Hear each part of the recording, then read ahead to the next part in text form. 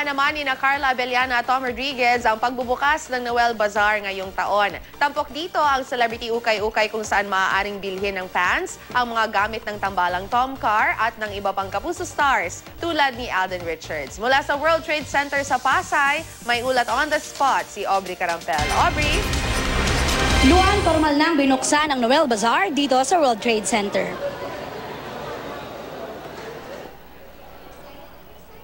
Nanguna sa ribbon cutting ang Kapuso stars si Carla Abellana at Tom Rodriguez at ang president ng Cut Unlimited na si Miss Mayos Gozon Bautista. Ito na ang ika-15 taon ng Noel Bazaar at ang isa nga sa mga highlight ay ang Tom and Carla's Ukay-Ukay kung saan ibinibenta ang ilang mga gamit ng ilang mga Kapuso celebrities.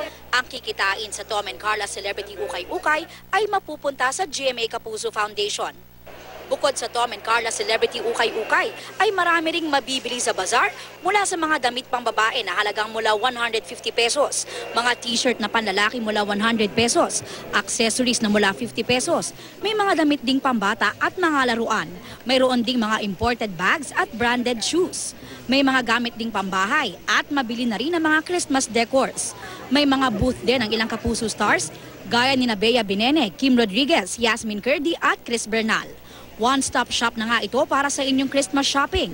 At kapag nagutom pagkatapos mong mamili, may mga food booths din na pwedeng bilhan ng pagkain. Bukas ang Noel Bazaar mula November 26 hanggang sa Lunes, November 30 dito sa World Trade Center.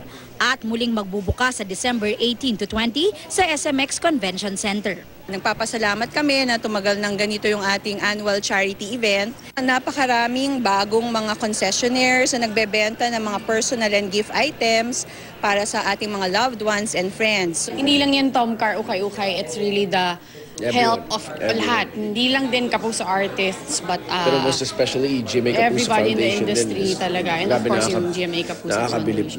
So, siya, team effort talaga.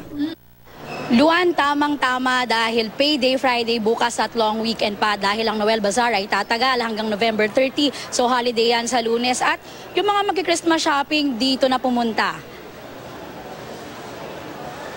Maraming salamat, Aubrey Carampel.